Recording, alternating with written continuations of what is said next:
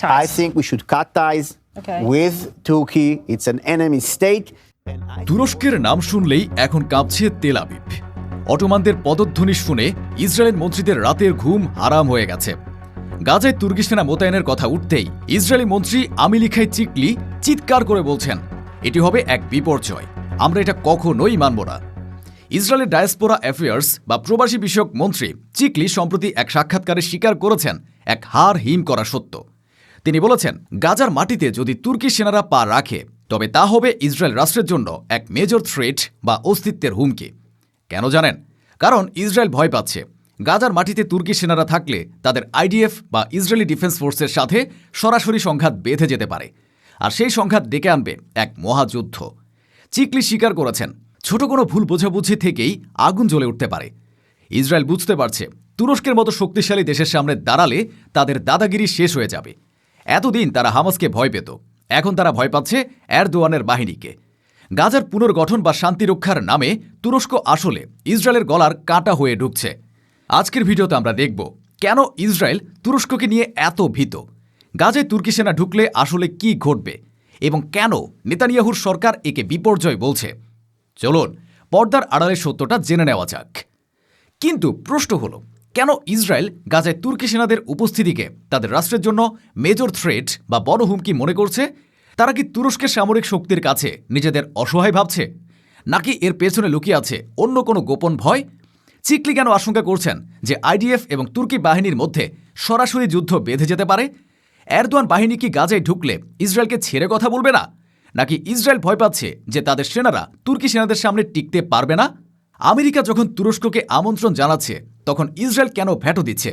এই মতবিরোধ কি প্রমাণ করে যে ইসরায়েল এখন একা হয়ে পড়ছে? ট্রাম্পের সাথে নেতানিয়াহুর বন্ধুত্ব কি ফাটল ধরছে? আমেরিকা কি ইসরায়েলকে বলি দিয়ে তুরস্ককে খুশি করতে চাইছে? ছোট কোনো ভুল বোঝাবুঝি থেকে বিগ ওয়ার বা বড় যুদ্ধ লাগার সম্ভাবনা কতটা প্রবল? তুরস্ক কি সত্যি গাজাকে ইসরায়েলের কবরস্থানে পরিণত করতে চায়, নাকি তারা গাজায় শান্তি ফেরাতে আসছে?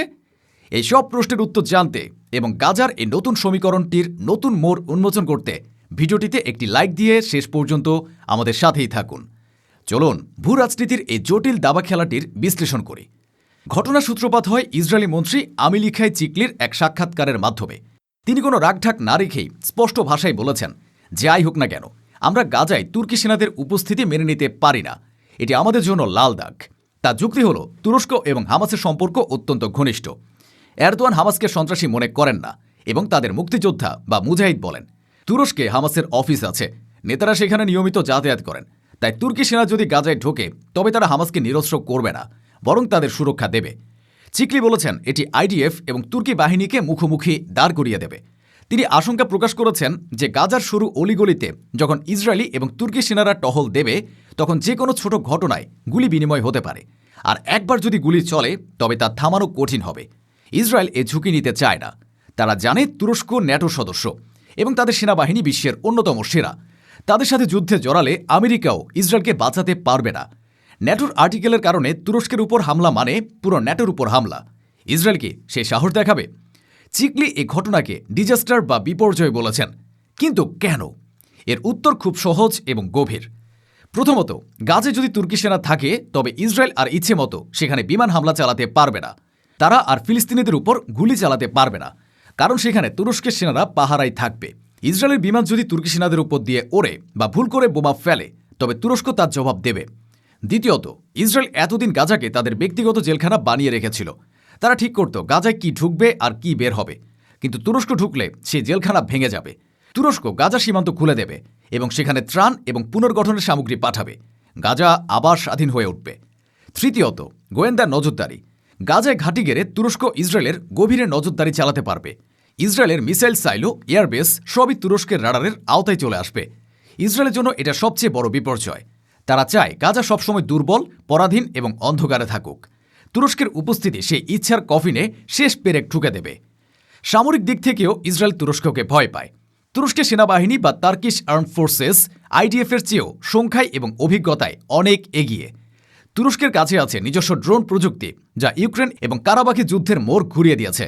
তাদের বায়োরাক্তার TB2 এবং আকিঞ্চি ড্রোনগুলো ইসরায়েলের আয়রন ডোমকেও ফাঁকি দিতে সক্ষম। তাদের কমান্ডোরা বিশ্বের অন্যতম সেরা। গাজার মতো শহুরে যুদ্ধে বা আরবান ওয়ারফেয়ারে তুর্কি সেনাদের অভিজ্ঞতা অনেক বেশি। তারা সিরিয়া এবং ইরাকে দীর্ঘদিন ধরে যুদ্ধ করছে। অন্যদিকে আইডিএফ এতদিন ফিলিস্তিনি শিশু এবং নারীদের উপর বীরত্ব দেখিয়েছে।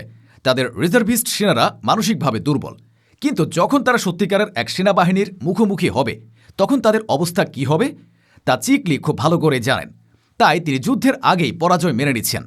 তিনি জানেন তুর্কি জওয়ানদের সামনে ইসরায়েলি সেনারা টিকতে পারবে না। ইসরায়েলের হতাশার আরেকটি বড় কারণ হল আমেরিকা। ট্রাম্প প্রশাসন নিজেই তুরস্ককে গাজায় ডেকে এনেছে। ইসরায়েল ভেবেছিল তাদের বন্ধু ট্রাম্প তাদের কথা শুনবে, কিন্তু আমেরিকা এখন মধ্যপ্রাচ্যে নিজেদের দায় কমাতে চাইছে। আমেরিকা জানে গাজাকে শান্ত করতে হলে ইসরায়েল একা পারবে না, তাতে দরকার একটি শক্তিশালী সুন্নি মুসলিম দেশের সাহায্য, আর সেই দেশ হল তুরস্ক। সৌদি আরব বা মিশর গাজায় সেনা পাঠাতে রাজি নয়, কিন্তু তুরস্ক রাজি। তাই আমেরিকা তুরস্কের প্রস্তাবে সায় দিয়েছে।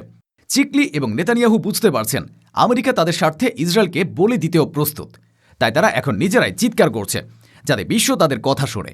তারা আমেরিকাকে বোঝানোর চেষ্টা করছে যে তুরস্ক আসলে ন্যাটোর ছদ্মবেশে হামাসের বন্ধু।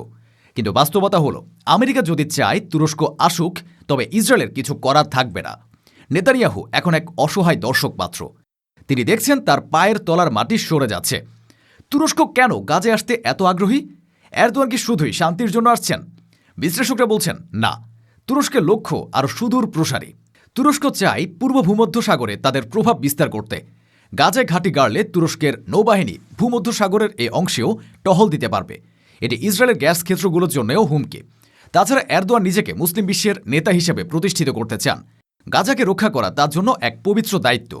তিনি জানেন গাজায় সফল হলে পুরো মুসলিম বিশ্ব তাকে স্যালুট জানাবে। তুরস্ক হামাসকে রাজনৈতিকভাবে শক্তিশালী করতে চায়। তারা চায় ফিলিস্তিনে একটি ঐক্যবদ্ধ সরকার আসুক, যেখানে হামাসের ভূমিকা থাকবে। আর ইসরায়েল ঠিক এই জিনিসটিই চায় না। তারা চায় হামাস নিশ্চিহ্ন হয়ে যাক। চিকলি বলেছেন ভুল বোঝাবুঝি থেকে যুদ্ধ বাঁধতে পারে, কিন্তু অনেক বিশ্লেষক মনে করেন এটি ভুল বোঝাবুঝি নয়, এটি হবে পরিকল্পিত। ইসরায়েল হয়তো ইচ্ছে করে তুর্কি সেনাদের উপর উস্কানি দেবে। তারা হয়তো হামাস সেজে তুর্কিদের উপর গুলি চালাবে, যাতে তুরস্ক মনে করে ইসরায়েল হামলা করেছে।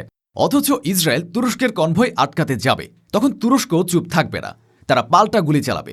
আর সেখান থেকে শুরু হবে বড় যুদ্ধ। এই যুদ্ধ শুধু গাজায় সীমাবদ্ধ থাকবে না, এটি ছড়িয়ে পড়বে লেবানন, সিরিয়া এবং ভূমধ্যসাগরে। ইরানও এ সুযোগে ইসরায়েলের উপর ঝাঁপিয়ে পড়তে পারে। চিকলি ঠিকই বলেছেন, এটি একটি বিগ ওয়ার বা বড় যুদ্ধের সূচনা হতে পারে। কিন্তু সেই যুদ্ধের আগুন কে জ্বালাবে, তুরস্ক নাকি ইসরায়েল? ইতিহাস বলে ইসরায়েলি সবসময় আগুনের কাঠি জ্বালাতে পছন্দ করে। প্রিয় দর্শক, ইসরায়েল যতই না বলুক, তুরস্কের ছায়া গাজার উপর দীর্ঘ হচ্ছে। চিকলির এই ভয় প্রমাণ করে তারা জানে তুরস্কের সঙ্গে পাঙ্গা নেওয়া মানে নিজেদের পায়ে কুড়াল মারা। গাজা এখন আর অরক্ষিত নয়, সেখানে আছে অটোমানদের উত্তরসূরিরা। ইসরায়েলের দাদাগিরির দিন শেষ। আমেরিকাও এখন ইসরায়েলের সব আবদার মেটাতে রাজি নয়। এরদোয়ান প্রমাণ করেছেন ধৈর্য এবং কৌশলের মাধ্যমেও শত্রুকে ঘায়েল করা যায়। তিনি একটি গুলি না ছুড়েও ইসরায়েলকে আতঙ্কের সাগরে ফেলে দিয়েছেন। আপনারা কি মনে করেন, গাজায় তুর্কি সেনা মোতায়েন কি সঠিক সিদ্ধান্ত? ইসরায়েল কি তুরস্কের ভয়ে পিছু হটবে, নাকি তারা যুদ্ধের পথ বেছে নেবে? কমেন্টে আপনাদের মূল্যবান মতামত জানান। ভিডিওটি ভালো লাগলে লাইক দিন এবং শেয়ার করে বিশ্বকে জানিয়ে দিন নতুন সমীকরণের কথা। দেখা হবে পরবর্তী ভিডিওতে। ধন্যবাদ।